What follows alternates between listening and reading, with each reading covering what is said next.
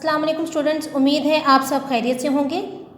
آج اردو بے کے کام میں ہم محاورات کا کام کریں گے۔ محاورے کا لفظی مطلب ہے گفتگو یا بات چیت، جبکہ اہل زبان کی روح سے اور علم بیان کی روح سے محاورے کا مطلب ہے الفاظ کا ایسا مجموعہ جو حقیقی یعنی لغوی معنوں کی بجائے مجازی، مرادی یا غیر حقیقی معنوں میں استعمال ہو، محاورہ کہلاتا ہے۔ جیسے آپے سے باہر ہونا محاورہ ہے، جس کے معنی غصے میں بے قابو ہو جانا کے ہیں۔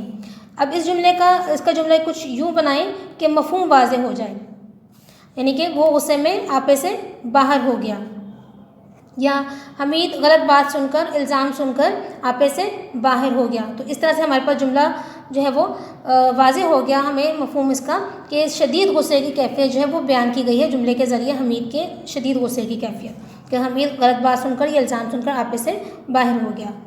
اب یہاں پر ہمارے پاس محاورات دیے گئے ہیں، ان کے معنی ہیں اور پھر ان کے جملے ہیں۔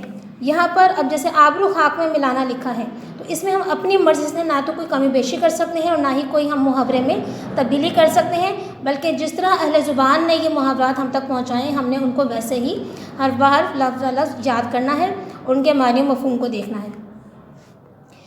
آبرو خاک میں ملانا، عزت گنوانا۔ سعید نے چوری جیسا کام کر کے ماں باپ کی آبرو خاک میں ملا دی۔ 8 آنسو رونا، بہت زیادہ رونا، زار زار رونا۔ ماں کی موت کا غم اسے 8 آنسو رلاتا ہے، یا ماں کی موت کے غم میں وہ 8 آنسو روتا ہے یا رویا۔ آٹے میں نمک کے برابر ہونا، بہت کم ہونا۔ ہمارے اسکول میں کھلاڑیوں کی تعداد آٹے میں نمک کے برابر ہے۔ اس کے علاوہ ہم یہ بھی کہہ سکتے ہیں کہ پاکستان میں اقلیت جو ہیں یا غیر مسلم جو ہیں وہ آٹے میں نمک کے برابر ہیں۔ آج کل کرنا، ٹال مٹول کرنا، یہ بھی محاورے کے طور پہ ہم اکثر استعمال کرتے ہیں۔ اس کا مطلب نظر انداز کر دینا، کسی بات کو دیکھتے ہوئے بھی نظر انداز کر دینا۔ میں جب بھی اس سے پیسے مانگتا ہوں وہ آج کل کرنے لگتا ہے، یعنی ٹال مٹول کرنے لگتا ہے، میری بات کو نظر انداز کرنے لگتا ہے۔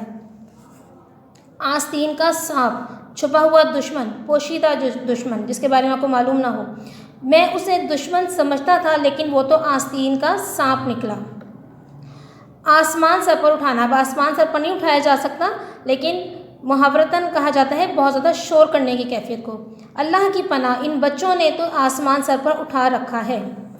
یا اس طرح بھی آپ لکھ سکتے ہیں کہ استاد کی کمرہ جماعت سے نکلتے ہی طلباء نے آسمان سر پر اٹھا لیا۔ اس کے بعد ہے آسمان سے باتیں کرنا، بہت اونچا ہونا، بہت بلند ہونا۔ اب آسمان سے باتیں کرنا تو ممکن نہیں ہے، بات چیت کرنا ممکن نہیں ہے، لیکن بہت بلند چیز کے لیے ہم یہ محاورہ استعمال کرتے ہیں، کسی بلند عمارت کے لیے، پہاڑ کی چوٹی کے لیے، کسی بلند بھی چیز کے لیے، درخت کے لیے۔ تو یہاں پر دیکھیں جملہ، اللہ اللہ یہ عمارت تو آسمان سے باتیں کر رہی ہے، یا اس طرح کہہ سکتے ہیں کہ کوہ ہمالیہ کی چوٹیاں آسمان سے باتیں کرتی نظر آتی ہیں، یہ دکھائی دیتی ہیں یا معلوم ہوتی ہیں۔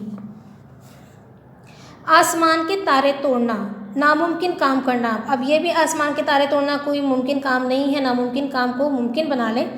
تو لگن سچی ہو تو انسان آسمان کے تارے بھی توڑ لاتا ہے۔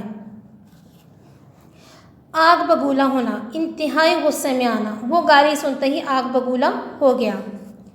آنکھیں پھیر لینا، بے وفائی کرنا۔ برے دنوں میں ہر کوئی آنکھیں پھیر لیتا ہے، یا ماں باپ کی وفات کے بعد ستاروں نے آنکھیں پھیر لیں۔